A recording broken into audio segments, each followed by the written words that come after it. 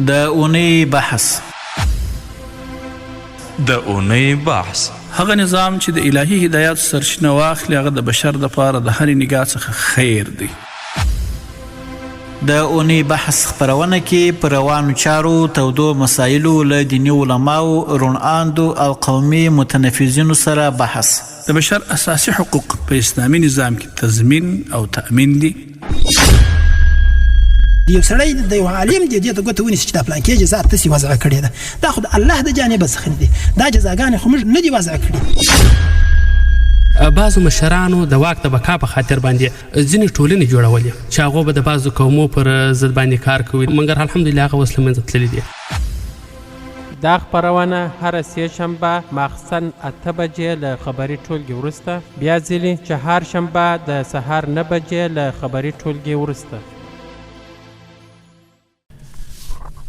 د هلمند راډیو قدرمنو اوریدونکو د سلام په وړاندې کولو سره ښه راغلاست د اونۍ بحث خپرونې ته.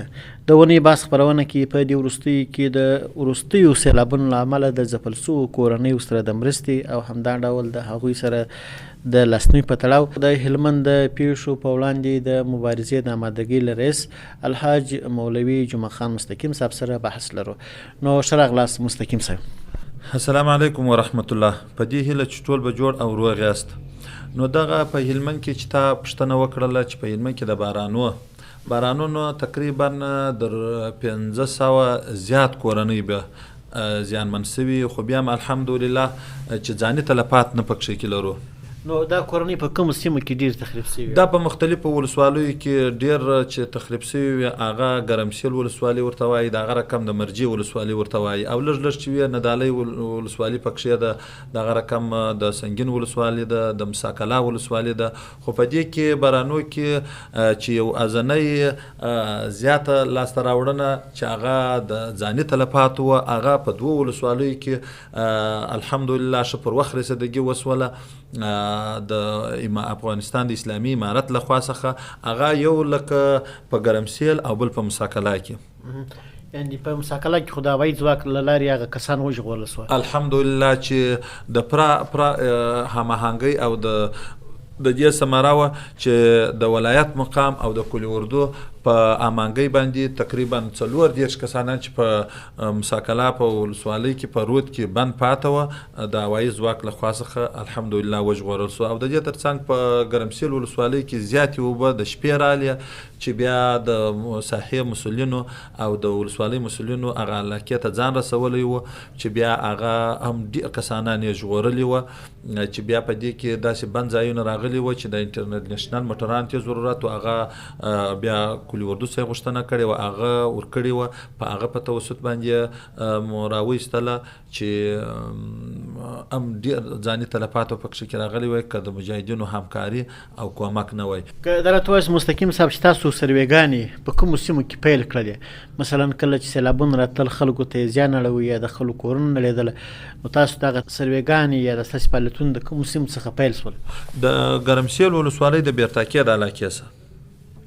مو په سروې شروع کړله چې په هغه کې مې په اول ټپایل کې بس د شواروز په موده کې مو عاجلې مرستې رسولي دي، ساحې ته رسېدلي یو، د سیمو استرادي جلسه کړې ده، بیا همکاري مؤسسات راغلي دي چې هغو سروې هم وخت نه دی اخیستی، ځکه چې دا داسې اوبه راغلي وي چې دې ته د سروې زمینه هم نه وه برابره. نو بیا مو هغه عاجلې مرستې اول ورسولي دي، بیا دستي همکاري مؤسسات وي چې دا شیان مو بیا د زیانمنو ته رسولي. بله، یعنې په دې وخت کې دوی بیړنیو مرستو ته اړتیا درلود، هغه ورسره وسول. الحمدلله داسې پر وخت باندې مو رسېدګي کړې ده چې بیخي شواروز یې هم نه دی راسه اخیستی، چې ټول مواد مو په خپل ګدام کې ذخیره کړي وه، د هغو څخه مو هغه د دوی پر قدر د ضرورت ایمرجنسي حالات کې ځان رسولی دي، موټران ورکړي دي، ساحې ته رسېدلي، عاجلې مرستې مو رسولي دي چې سمدستي همکاري مؤسسات یې په 2 ورځ کې هغه راپسې راغلي دي چې بیا مو سروې هغه په خپل اندازه کې کړې ده، بیا مو هغه زیانمن په نښه کړي دي او بیا مو د مؤسسات لخوا سم کومکونه ورسولي. بله، نو ویلی شو چې په دغه مرستو کې څو کورنیو ته مرستې ورکول سوې او څو کلمه مرستې وې؟ په دې کورنیو کې تقریبا که په تعداد باندې درته ووایو چې یوازې تنها د امارت له خوا څخه 6 کلمه مرستې 15 کلمه مرستې دوی ته ورسېدلې او په تعداد باندې 102 کورنۍ وې او د مؤسسات له خوا څخه چې وې هر قسم شی و دوی ته رسېدلی دی چې د دوی ورته ضرورت و چې 14 کلمه تقریبا کېږي. بله نو دا کلمونه کې وایي دا کلمونه خیمې دي، نغدي مرستې دي، د صحت کټ و، د وقار کټ و، کمپلې وې، غوړي وه، وړه وه، دال و، مالګه، مواد، ترپال، د هغه رقم د اشپازۍ کټ، فرش، خو هېڅ داسې یو نوع شی به انشاءالله نه پاتې سوی چې د دوی ورته اړتیا یې او هغه دوی ته نه رسي. بله یعنې دا ټول هغه سیمو کې چې مثلا خلکو بیړنۍ مرستو اړتیا درلوده په عجل ډول ورسره وسولېده. الحمدلله ښه پر وخت رسېدګي ورته سوې ده او د دوی ستونزې د خپله وسه مو حل کړي دي. دغه مرستې به په ټوله هلمند کې نه یوازې په مساکله په ګرمسیل کې یا په مساکله کې په ټوله هلمند کې به د څو کورنۍ سره سوي؟ تقریبا در 1500 کورنۍ پورې چې کلي او قسمي کورونو شمار کې رسېدلي به چې د هغه تر څنګ مرجع ورته وایي دا پساونه شیرندل بازار و، مدالي خان اکا کلی و، شیر محمد بازار، په دې علاقو کې هم ډېر کورونه وړي وه چې تقریبا 180 کورنۍ وې. دې ته هم عاجلې مرستې رسولې دي. وروسته همکاري مؤسساتو تو بیا کومکونه ورسره کړي دي په دغه کیفیت باندې. دغه رقم په ندالي کې د شاول لاندې ورته وایي دلته هم یو 15 کورنۍ وې، سنګین کې یو 12 کورنۍ وې او مساکله کې 22 کورنۍ وې چې د لنډۍ ناوه ورته وایي چې کوم ځای کې زیان رسېدلی دی. انشاءالله اول مو بس په شواروز کې رسېدګي ورته کړې ده موږ، وروسته مو همکار مؤسساتو اضطراري جلسه کړې وه، بس هغه ټیمونه مو راسره یو ځای وه، بس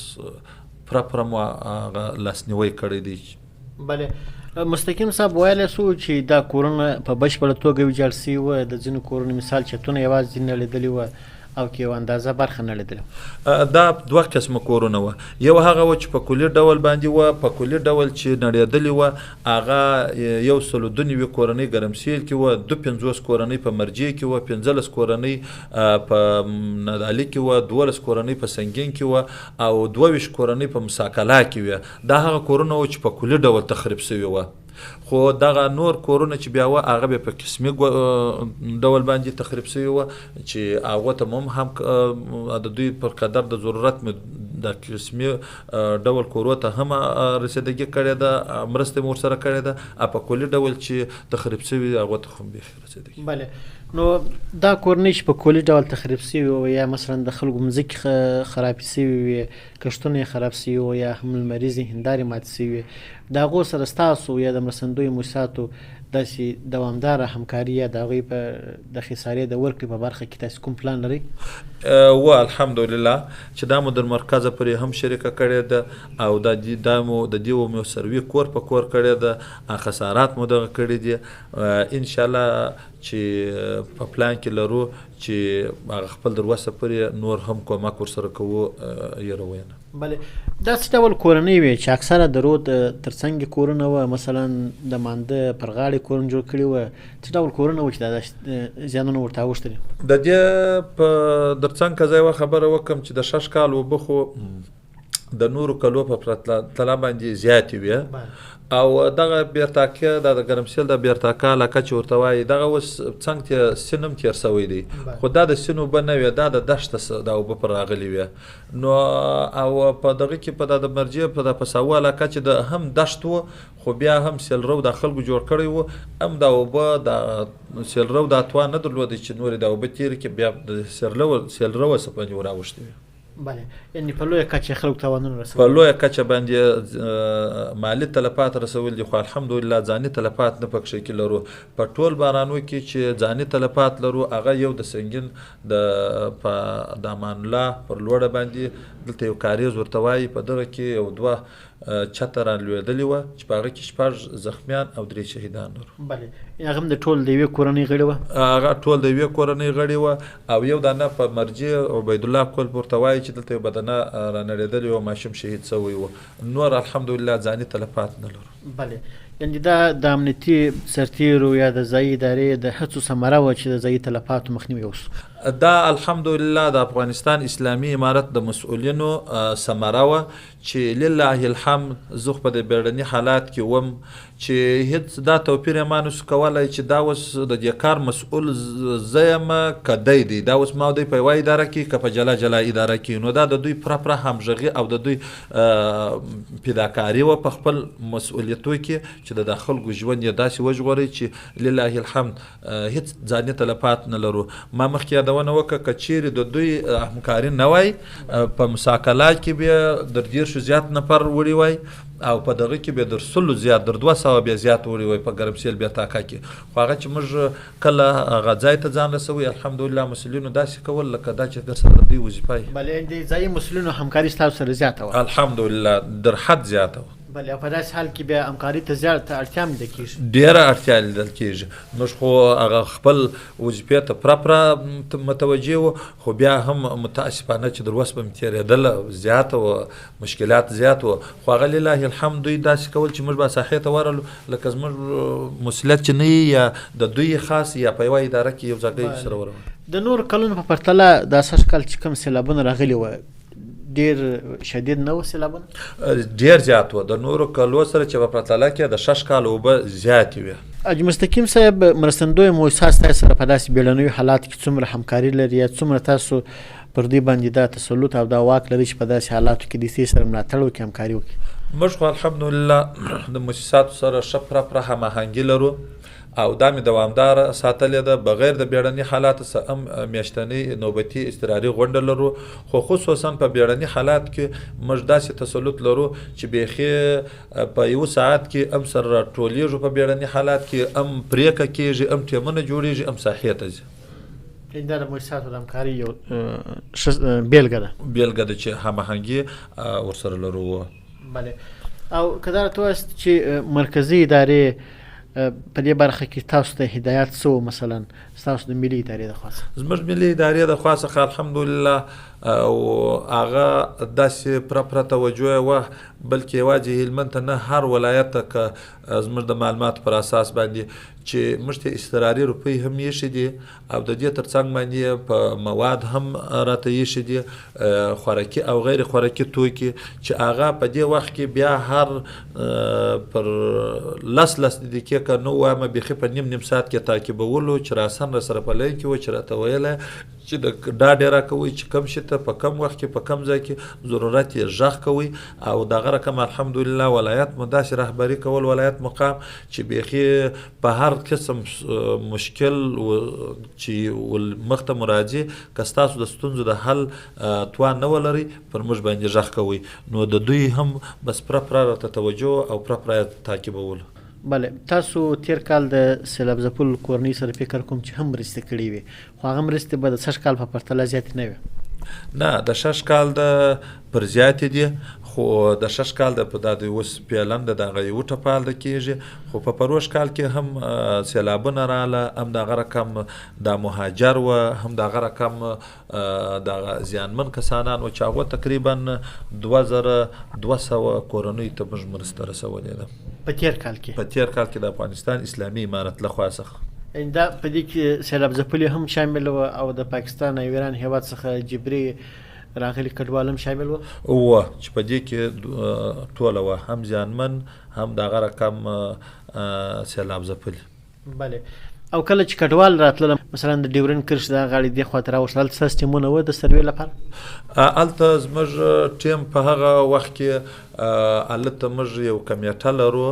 چې اسکاني موقت وایي چې په هغه کې موږ عضویت لرو چې هغه هلته برقرار د دوی سره په خدمت کې زموږ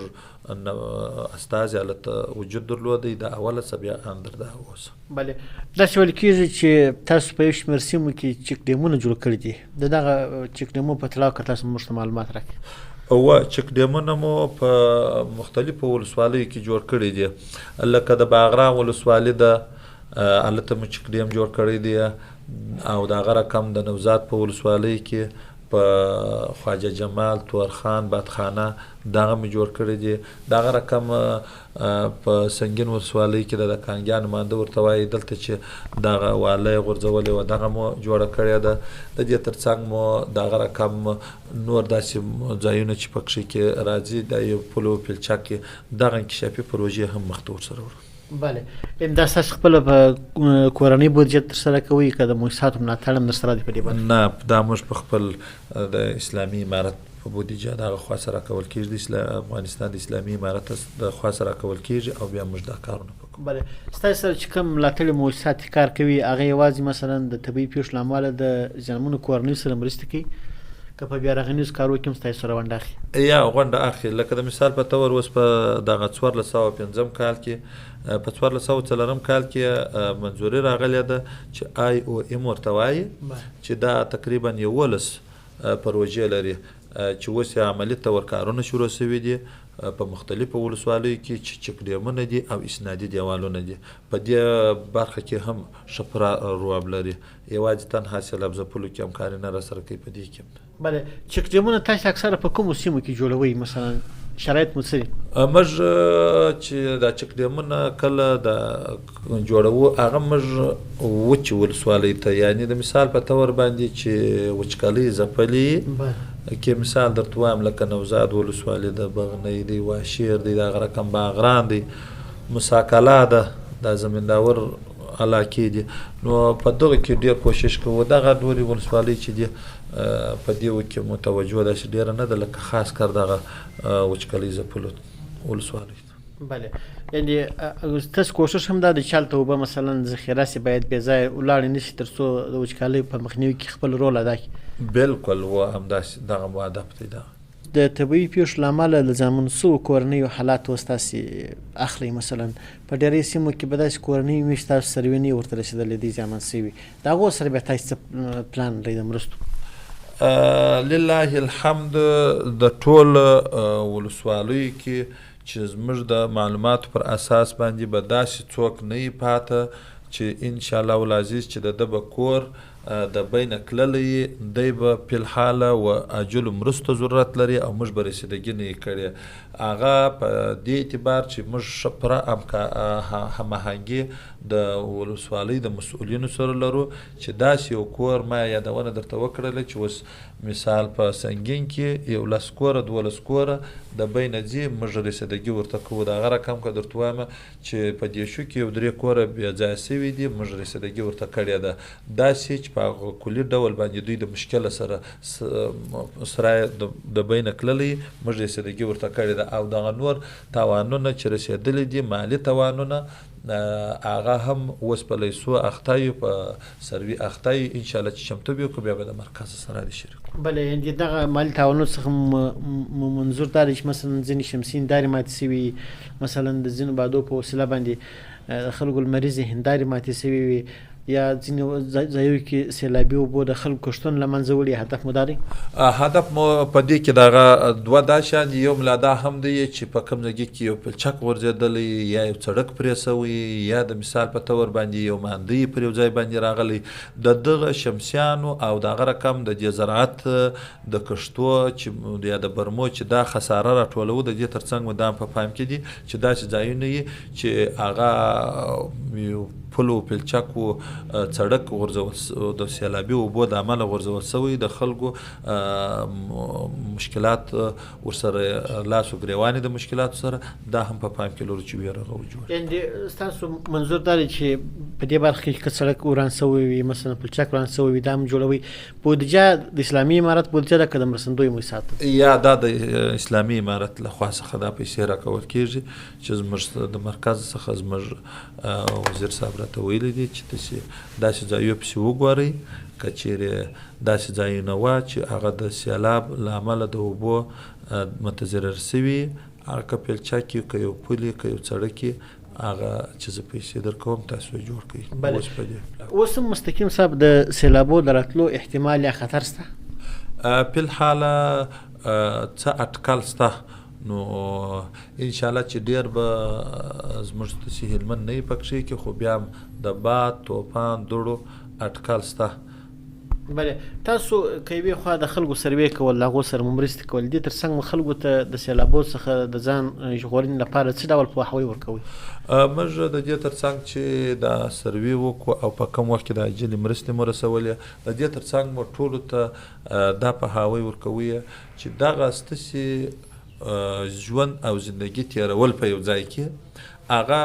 دوه احتماله د دوه طرفو یو دا چې د سیند پر غاړه باندې خاص د سیند احتمال یو دا چې موږ تاسې ورته وایي مانده چې په دې کې مو پرا ځان ستړی کړی دی چې وینا مو در دوی پورې یو په یو رسولې ده چې په دغه چې په 100% کې 15% دا خطر یا د سیند یا د ماندې چې په داسې ځایو کې تاسې مه اوسېږئ او زموږ مسؤلیت مال دا دی چې درته یې پرې دا راورسوو نور بیا تاسې خپل مسؤلیت یاست په بار دا پوهاوی ورکړی دی بیا هم ورکوو په بار باندې نور هم اراده لرو چې د خلکو ته وایي او دغه د مرستو د اخیستلو په وخت کې مو هم دا پوهاوی ورکړی دی چې په داسې ځایو کې تاسې ودانۍ مه جوړوئ او مه اوسېږئ. بله هغه کورنۍ چې کورونه یې تخریب سوي په بشپړه توګه ویجاړ سوي هغه اوس په خیمو کې ژوند کوي؟ هغه فی الحال په خیمو کې ژوند کوي انشاءالله چې همکارو مؤسساتو د خوا څخه به طریقه جوړه سي که نه د مرکز سره مو دا خبره شریکه کړې ده چې انشاءالله په ودانیو کې به کومک ورسره وکړو کله چې د کورونه جوړي په هغه ودانۍ کې به انشاءالله. نو مستقیم صاحب که دا راته ووایاست چې اوس هم په ډېرې سیمو کې خلک په داسې ځایو کې اوسېږي چې د جدي خطر سره مخ دي نو په دې تړاو څنګه لا هم عامه پوهاوي ته اړتیا شته چې دوی خپله ویني چې کورونه مو خراب سول بیا هم په هغه ځای کې اوسېږي له ډېره مجبوریت دی که بل ځای بدیل نه لري؟ دا ډېر د مجبوریت اساس پر دې نه دی. د دې پورې به زه یوه خبره وکړم. ما یو دلته په دغه ګرمسیل کې چې دا بله ورځ ما دا خبره ورته وکړه چې تاسې په داسې ځایګي کې مه اوسېږئ نو هیوادوال دی یو وویل چې د بزګرۍ سرای دی نو نه پیدا کېږي ما په جواب کې ورته وویلم حال بزګرۍ سرای خو نو چې په دغه کې پیدا کېږي په مانده په غاړه کې پیدا کېږي پر یو شاګۍ باندې هم پیدا کېږي د اوبو د خطره سره په نګاه ځای کې هم پیدا کېږي ته خو بیخي باید واځګې ته ولاړ شي نو په بار باندې مو دا پوهاوی ورکړی دی او اخري به دا ته به موږ مجبور یو چې بیا به کمیټه جوړوو بیا به په وچ زور د دې ځایو څخه د خلک باسو خو پرېږدو یې نه دونه خپل سر ته چې په هر ټپال باندې اوبه راځي هغه داسې مشکلات جوړوي دوی په داسې ځای کې اوسېږي. بلې دا خو د سر خطر هم ورسره ستاسو ښځو ماشومان دا زموږ یو شرعي وجیبه ده چې په داسې ځایو کې په کال کې چې 2 واره دوی ته موږ دغه پوهاوی ورکوي د نن څخه په 6 کال کې به فکر نه کوم چې دوی به پر خپل آل باندې نور ودې ته پاتې سي ګاش 2 و 3 به نور هم پوهاوی ورکو چې نو بیا به دا زموږ وظیفه ده چې دوی به بیا د ځګي که په زور او که په ارلارو نه به پرې. نو راتلونکي پلانونه مو مستقیم صاحب؟ راتلونکي پلانونه مو دا دي چې په را روان وخت کې الله پاک دې داسې ناخوالې او مشکلات نه پیښوي خو بیا هم که پر دې برسېره باندې پیښ سي موږ پلان دا دی چې چمتو یو اماده یو او همکاري مؤسسات ته مو نور هم تشویق ورکړی دی ورکوي هماهنګي ورسره کوو چې موږ نور هم دغه بیړني حالات ته اماده یو. ډېره مننه. نو ډېره مننه مستقیم صاحب کور مو ودان خوشحاله اوسئ اوږده تفصیلدار مرکه مو وکړله نو په وروستیو کې مو د ولس څخه غوښتنه څه ده وروسته بیا مخه ښه کوو؟ د ولس څخه مو یو ازنۍ غوښتنه دا ده چې په دغسې علاقو کې چې هغه د خطر امکان لري هغه که د سیند نه وي که د شلو مندووسه وي په داسې علاقه کې دې نه اوسېږي او بالاخره پر ما باندې دا د دوی حق دی چې دوی زه په دې خبر کړم چې دلته مه اوسېږي خو زما د خبرتیا څخه وروسته که یو څوک په ځای کې اوسېږي دا د خپل کور اهل دی مسؤل دی که هغه ته هر څه تاوان رسېږي وروسته بیا جوابګویه په دنیا او آخرت کې دی خو چې زما اوس خو په داسې ځایو ته ما په هوای ورکړی دی ورغلی چې په 100% کې 10% دی مطمئن یې د 80% دی د دې دا یقین پر دې مطمئن دا 10% چې ما نه وړي 80% د خپل هم دا یقین چې دا اوبه راشي ما وړي دا مانده راشي دا ما وړي خو په داسې ځایو کې د هیوادوالو څخه دا یو غوښتنه ده چې په داسې ځایو کې نه اوسېږي. ډېره مننه کوم. د هلمند راډیو قدرمن اورېدونکو د اونۍ بحث لپاره چمتو سوی وخت همدومره و. د هلمند ولایت د پیښو سره د مبارزې د امادګۍ رئیس مولوي جمعه خان مستقیم صاحب څخه ډېره مننه کوم چې په خپرونه کې راسره ګډون کړی و. تر بیا مو پر الله سپارو. د اونۍ بحث هغه نظام چې د الهي هدایت سرچینه واخلي هغه د بشر د پاره د هرې نگاه څخه خیر دی. د اونۍ بحث خپرونه کې پر روانو چارو تودو مسایلو له دیني علماو روڼاندو او قومي متنفذینو سره بحث. د بشر اساسي حقوق په اسلامي نظام کې تضمین او تأمین دي. یو سړی د یو عالم دی دې ته ګوته ونیسي چې دا پلان کې جزا تاسې وضع کړې ده دا خو د الله د جانبه څخه نه دي دا جزاګانې خو موږ نه دي وضع کړي. بعضو مشرانو د واک د بقا په خاطر باندې ځینې ټولنې جوړولې چې هغو به د بعضو قومو پر ضد باندې کار کوي مګر الحمدلله هغه اوس له منځه تللي دي. دا خپرونه هره سه شنبه ماخستن 8 بجې له خبري ټولګي وروسته بیا ځلې چې هر شنبه د سهار 9 بجې له خبري ټولګي وروسته